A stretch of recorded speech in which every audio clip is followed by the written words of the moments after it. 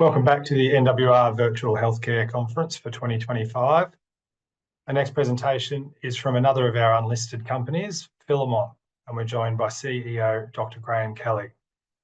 Filamon is an Australian public unlisted drug development company focused on the development of next-generation anti-inflammatory drugs for age-related chronic inflammatory diseases, which account for most hospitalizations and deaths in developed countries. Target indications are solid cancers, ophthalmic diseases, including wet AMD and dry AMD, and neurological diseases associated with neuroinflammation. Just a reminder about asking questions. If you would like to do so, please type them into the Q&A panel within Zoom, and we'll get through as many as we can at the end. But without further ado, I'll hand it over to Graham for his presentation. Thanks, Matthew. Well, just to repeat, my name is Graham Kelly. I'm the CEO of Filamon, and Filamon is a company involved in the fastest growing and certainly the neediest area of the pharmaceutical industry, and that's chronic diseases for an ageing society. Now, Filamon grew out of the frustration of these three cancer researchers you see here, and that frustration came about because despite the literally hundreds of billions of dollars spent on cancer research over the last 50 years, the harsh reality is that cancer still remains extraordinarily difficult to treat once it becomes aggressive and invasive. And medical oncologist Paul D'Souza and cancer researchers Kieran Scott and myself came to the conclusion that there didn't seem a lot of point in continuing with the same mindset going down this path that we've been using for the last 50 years. And the problem, quite simply, is that cancer, like pretty much all chronic diseases, is a complex disease. It involves up to hundreds of different genes, and if we're going to make any headway, we really need to be thinking about drugs that can tackle large numbers of genes at once, and that certainly is not the case at the moment. Nearly all the drugs we have developed over the last 20, 30 years specifically target one or two genes at the most. And the only way that you can possibly think about coming up with drugs that can do this multi-gene action is to work with some largely mysterious proteins in a cell known as transcription factors. And the job of these transcription factors is to take all the hundreds and hundreds of signals that are constantly bombarding a cell and then interpret them and decide which genes they're going to switch on and which genes they'll switch off to get the required outcome. And the amount of decoding involved in a process like that, when you think you've got hundreds of messages coming in, you've got about 20,000 genes in the human nucleus to instruct, that's an incredibly complex arrangement. And it's like having a quantum computer buried inside each cell. And that's where we decided to focus our efforts. Now, I'm pleased to say that actually over the last 3 years that we've been going, we've actually made quite remarkable progress. We've learnt, in fact, how to manipulate these transcription factors. And if you look down in the lower right-hand corner, you'll see a diagram showing two genes. They're the same gene. First one, you'll see AP1 and SP1. They're transcription factors. They're working to activate that gene.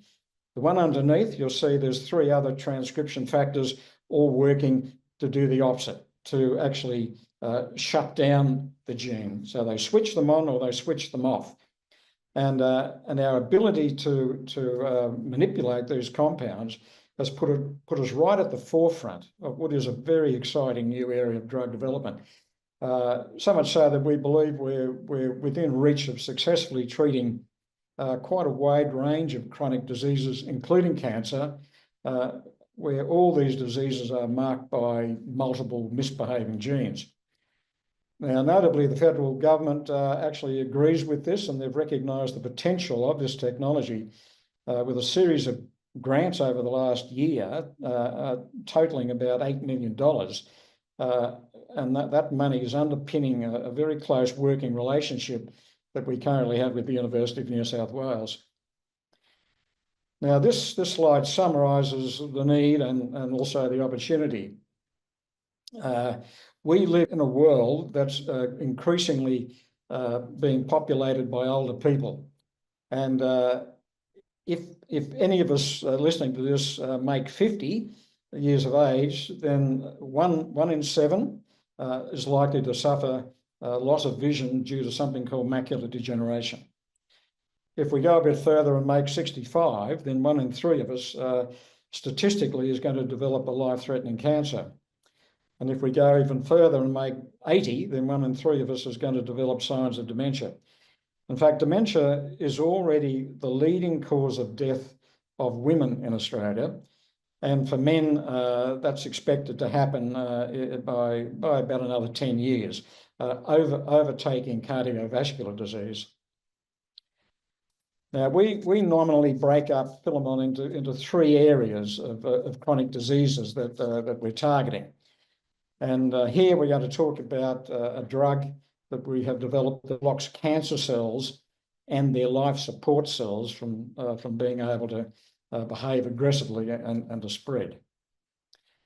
So what you're looking at here is a human cell, and you can see red and green structures, and those structures are part of the skeleton of a cell, and they play a critical role in giving a cell its shape, allowing it to move. This is in fact a cell's version of bones and cartilage inside the cell. Now, the red ones, you see, they're the critical ones. They're called intermediate filaments, and they're vitally important in disease, particularly inflammatory disease, and because they respond to all the inflammatory signals, particularly signals coming out of cancer cells, and to make other cells grow and help the cancer cells. And these filaments have been a key target for anti-cancer drug development for about 20 years. But it unfortunately hasn't been possible. The drugs that have been made against them to date have just been too toxic. So we have achieved what others have not been able to achieve with this drug called casonatide. And as far as we know, it is the only inhibitor of these intermediate filaments that you see there that is under development.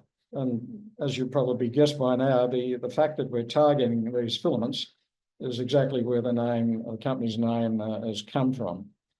And so as I said earlier, the problem to date has been that these filaments are so important to the survival of a cell that other drugs that have been they've tried to make really have just been too toxic to use.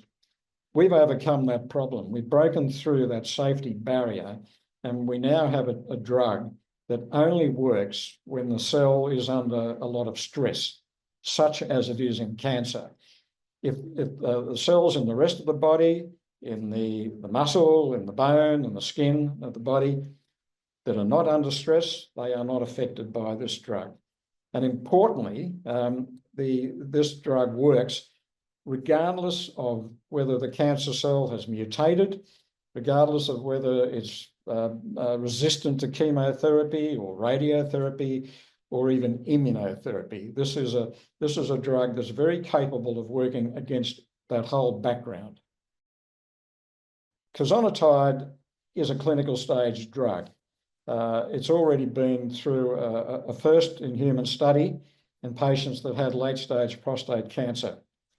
And that trial was run to test the safety of the drug, given the early experience with the side effects. And happy to report that the drug was very well tolerated. That trial was run here in Sydney at Liverpool Hospital in their cancer unit, and it was funded by the Prostate Cancer Foundation of Australia, who saw the potential for this drug and gave us the money to run a trial. There was only enough money to make enough drug to use in 12 people for 6 weeks, and but that was enough time to see whether the drug was how well it was going to be tolerated. So we're now ready to move on to the next stage, which is a much larger trial called the ADVICE trial. And the ADVICE actually comes from, that term comes from the fact that this is what's known as an adaptive clinical trial, which is a relatively recent phenomenon with trials, which means that you can change the design of the trial as you go along. Previously, you were stuck with the design you started with, and if something happened that you wanted to change, it was difficult to change, and often you had to go back and start again with a new trial. This allows us to keep going with the same trial if we see good responses. So this, as I said, it's an 80-person trial. It'll be run in up to about 10 hospitals in Australia. We may next year look to expand this into overseas countries. We're using casonatide on its own, and the idea is to kill not just the cancer cells, but all the supporting cells within a tumour. These are known as the tumour microenvironment cells. It includes blood vessels, fibroblasts, other stromal cells, fat cells. They are all cells that have been made by and from cancer cells.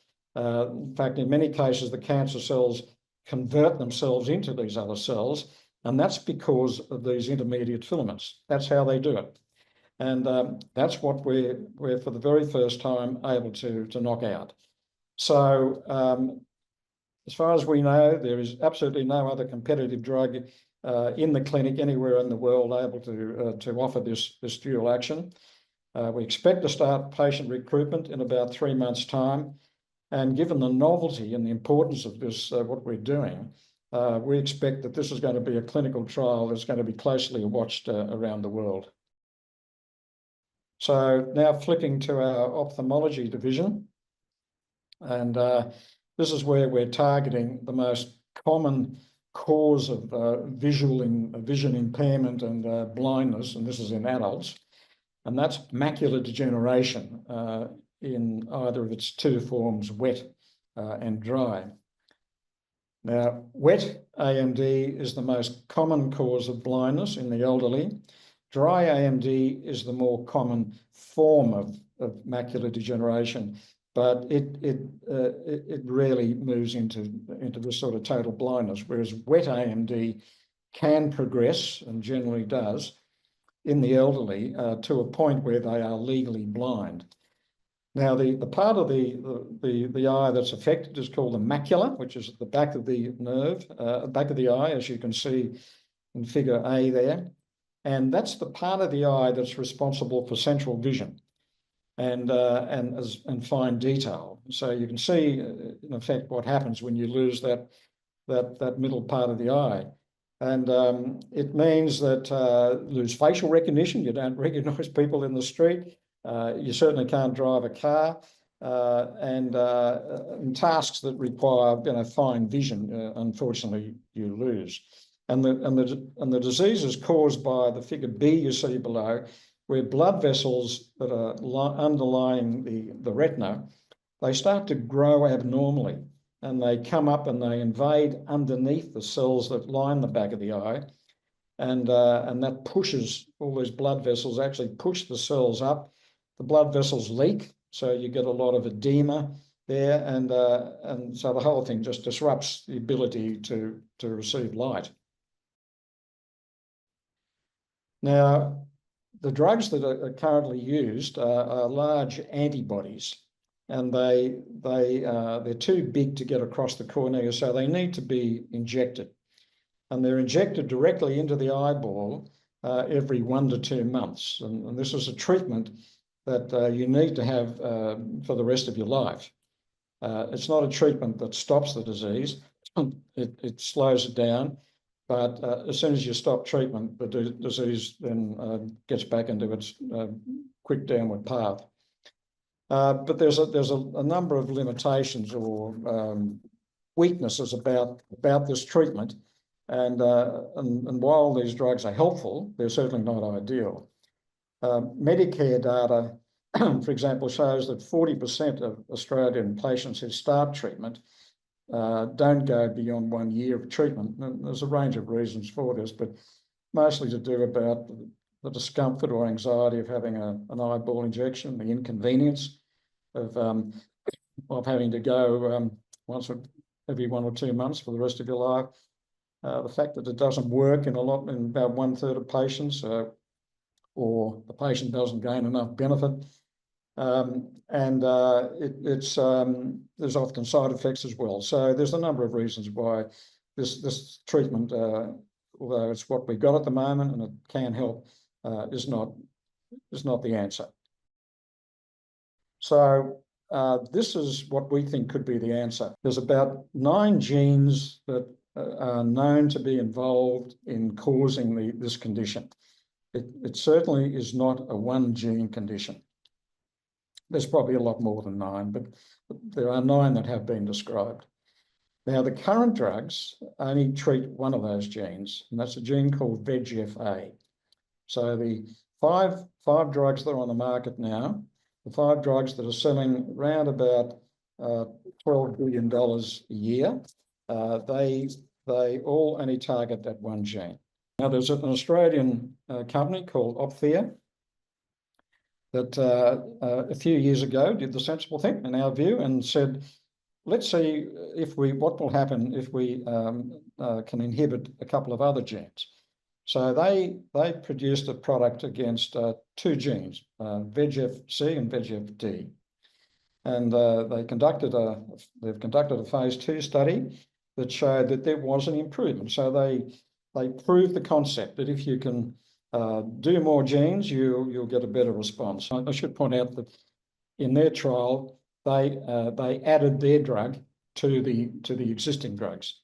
So in other words, these patients were getting 3 genes, not just the 1 inhibited.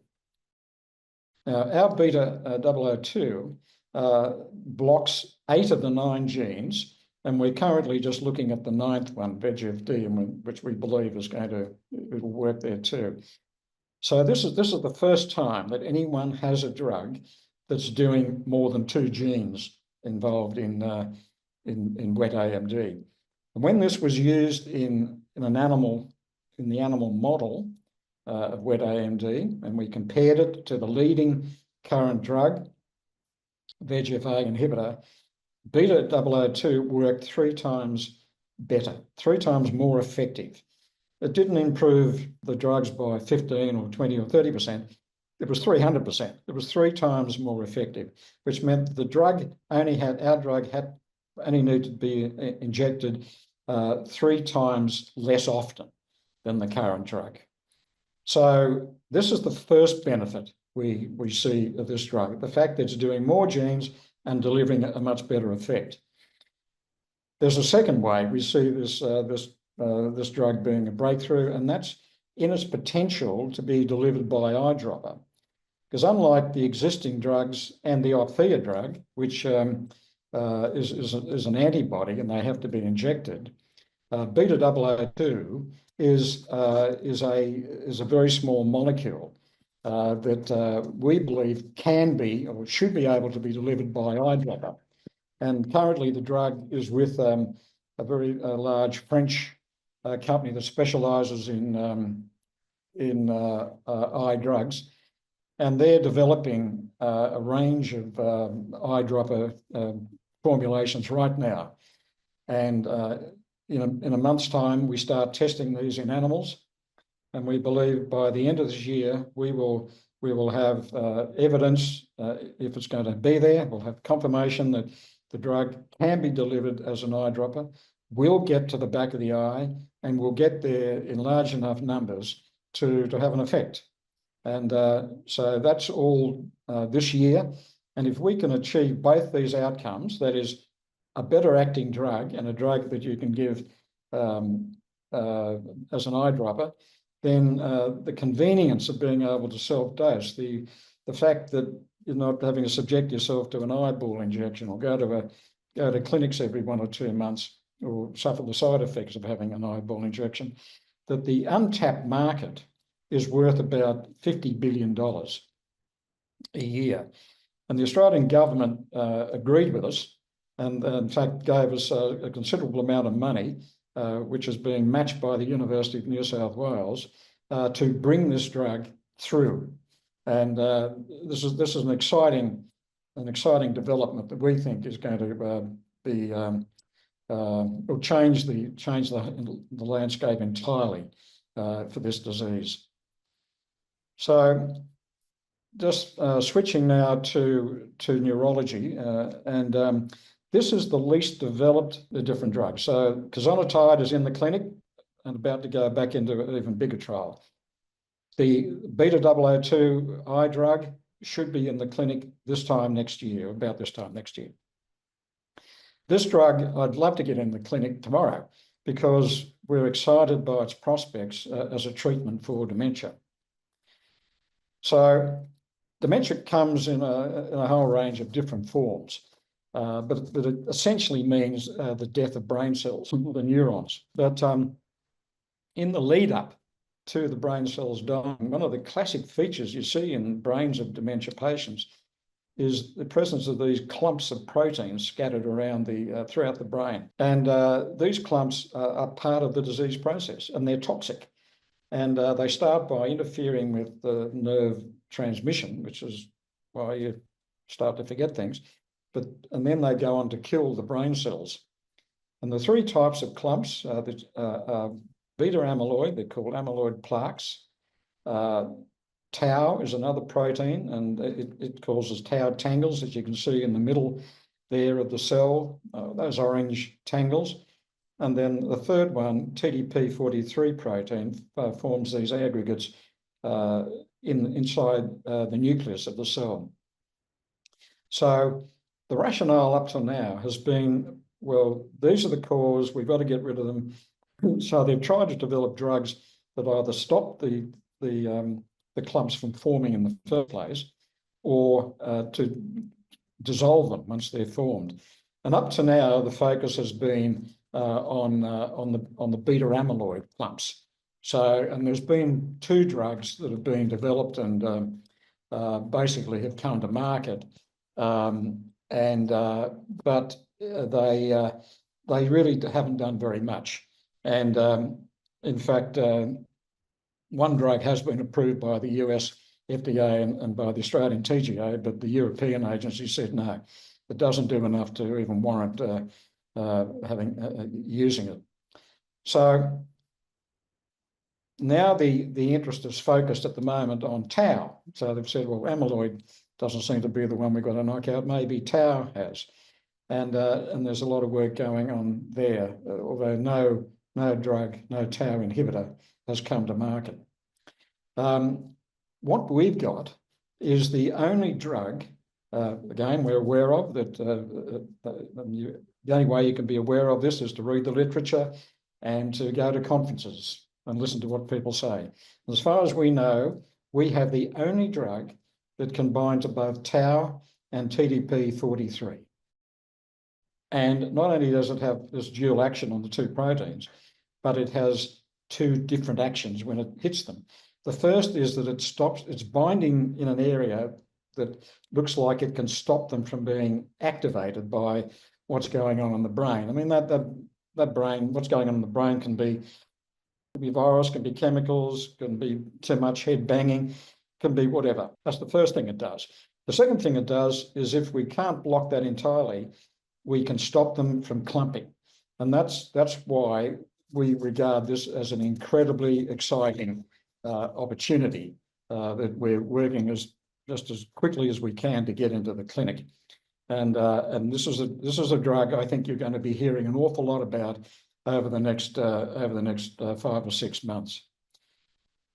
And so this is the sort of diseases that a drug that can do both of these things is useful for in treatment: Alzheimer's, Parkinson's, Pick's disease, Lou Gehrig's disease, frontotemporal dementia. That and Alzheimer's are the main causes of dementia.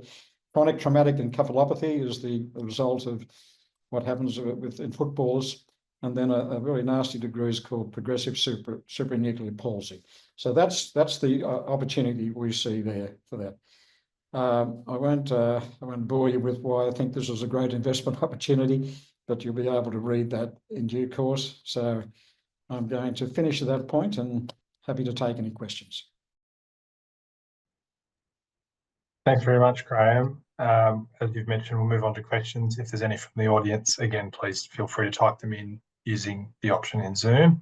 Graham, first one I've got is, does Filamon plan to take each drug candidate through to approval stage?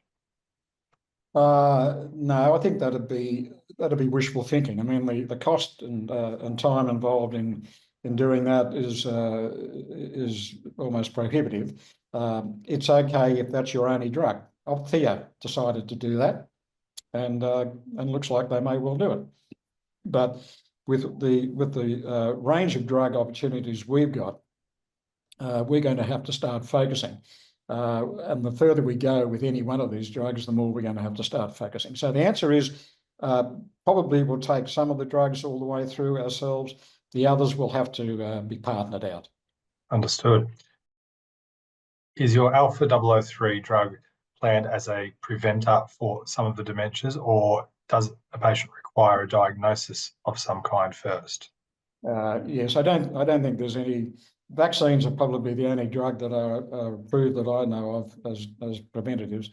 No, I'm afraid it requires a diagnosis, but obviously the earlier you start treatment, the better it would be with any such drug.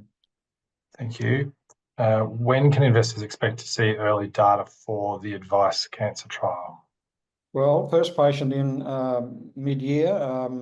We're going to be reporting on this reasonably frequently because we believe that there's a lot of interest globally about this. So certainly by the end of the year, we'd expect the first clinical report to come out.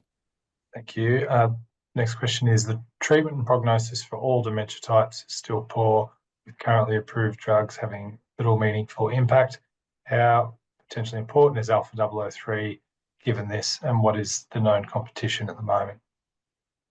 Well, we believe that as we've got the only drug able to knock out both tau and TDP-43. I mean, the risk is anti-amyloid drugs haven't worked. Now, nobody knows whether an anti-tau drug is going to work, and if it didn't, then they'd move on to TDP-43. We're short-circuiting that likelihood by doing both drugs with both proteins with the one drug. We'd like to think that this is going to have dramatic benefits for a lot of people, and we're excited by the opportunity. Thank you. I've just got a couple more within the time we have from the audience. So can you just speak to the sort of current corporate position of the company and if and when you're looking to go public? Yeah. Well, the plan at the moment is to list the company before the end of the year. That's the plan. Thank you. And I think this is referencing back to the several programs you have, but the simple question that someone has asked is, which one will you focus on? It's like having 7 horses in a race. You focus your attention on the horse that's closer to the front, and that's all we'll be doing here. When we'll make some decisions as we go along. I mean, nothing's going to drop off unless it doesn't work. But if they continue to work, and we'll continue to develop all of them, just not at the same pace until you reach a point eventually of enough proof of concept where you can attract an industry partner, and that would be the aim. Great. And the final question I have is there any data or evidence that blocking all those other pathways for AMD improves vision? No, because no one's done it. All we can say at the moment is when you do a genetic analysis on the tissue involved in wet AMD, that is the damaged retina, these are the genes you see switched on. So we know that they're contributing. So the next question is, well, if you knock them out, what's going to happen? Well, I think Althea has shown that if you add more genes to your target list, you get a better outcome. We're simply taking it several steps further on.